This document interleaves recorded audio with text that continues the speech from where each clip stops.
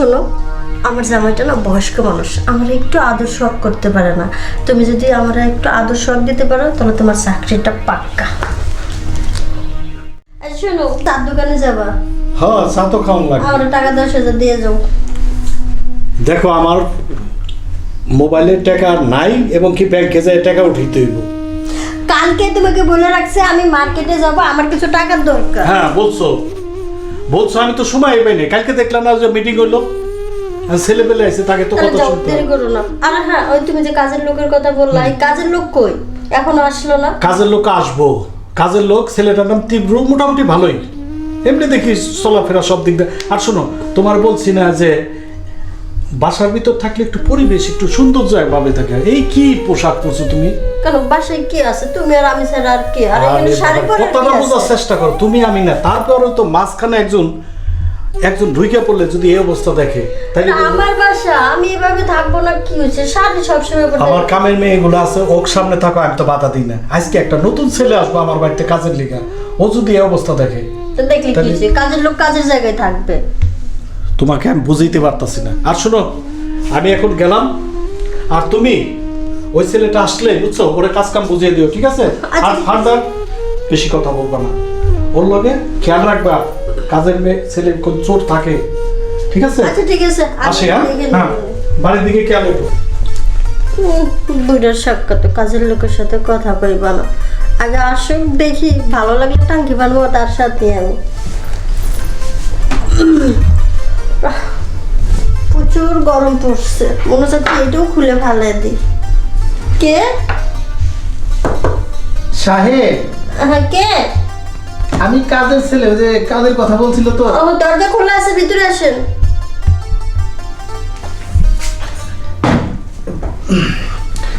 আসলে আমাকে আসতে বলছিল এই সাহেবে। ও আপনার কথাই বলছে? হ, ও,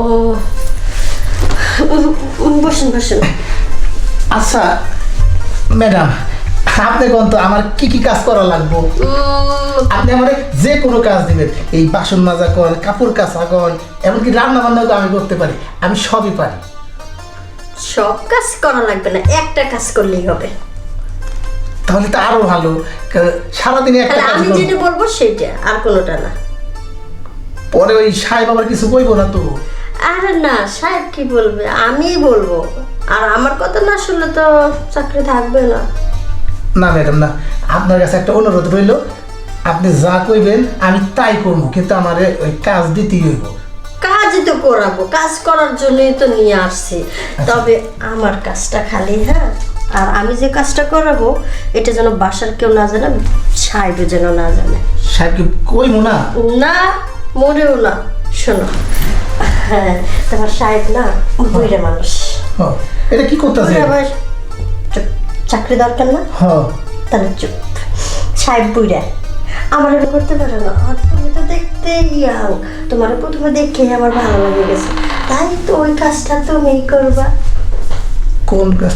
আচ্ছা, আপনি যেটা কইবেন আমি সেইটাই করবো। ওই যে কাজটা করতে গেছি, ওই কাজটা করলেই হইব, ঠিক আছে? আচ্ছা ঠিক আছে, কিন্তু আমার কাজ এই- দিতে হইব। আর নিচে যাও না, যা গেছো তুই। সাহেব, আপনি, আমি তো আপনার কাছে আইছিলাম। ওই যে ওর কাজের জন্য আছে, আমি বুঝিয়ে দিলাম কি কি কাজ জি, জি, করতে হবে। জি, জি। রান্না করা, ঘর মুছা, ঝাড়ু দেওয়া না। হ্যাঁ, বুঝেছি না? হ্যাঁ, আমি কিসের জন্য যে বলি যে এই মডার্ন পোশাকটা ছাড়ো। আমি যে গেছি চাটা খাইনি, কিসের জন্য? আমি জানি যে আমার পরিবারটা কত বেয়াদব। সাহেব, আমার চাকরি কি তাহলে হয়ে গেছে? না, চাকরি হবে, আপনার টেনশন করেন না, চাকরি সাহেব পাবেন। এটা কি করতেছেন? বাচ্চা, আমার মারতেছেন কে? আমার আবার কথা কস। আমার চাকরিতে কথা মারতেছেন কে? আপনার চাকরি আমার লাগবো না, চাকরি লাগবো না। এই শোনো, তুমি নেক্সট থেকে এই পোশাক চেঞ্জ করবা। এই যে শোনো, কোনো শব্দ পোশাকের নাই। কোনো সমস্যা না, সমস্যা তোমার। তুমি বুড়া বয়সে আমাদের বিয়ে করছো, জোয়ান একটা মায়ের বিয়ে করছো, তারা সুখ শান্তি দিতে পারো না। লাস্টে একটা যে একটা ধরলাম পরে হেরারও দিলাম বিদায় শোনো, করে। তোমার কি না দিছি আমি, আর কি চাই তোমার? তোমার টাকা পয়সা বাড়ি গাড়ি সব আমার দরকার, সব তো- কিন্তু সব তো আমি দিয়ে রাখছি। এখন শোনো, এই তোমার মতো বুড়ের সাথে আমি থাকবো না, গেলাম। আসলে আমার ভাগ্যটাই খারাপ। আমি কিসের জন্য যে শেষ বয়সে বিয়েটা করলাম অর্থ সম্পত্তির লোভে পড়া। আগে বিয়ে করলে আমার এই ভাগ্যটা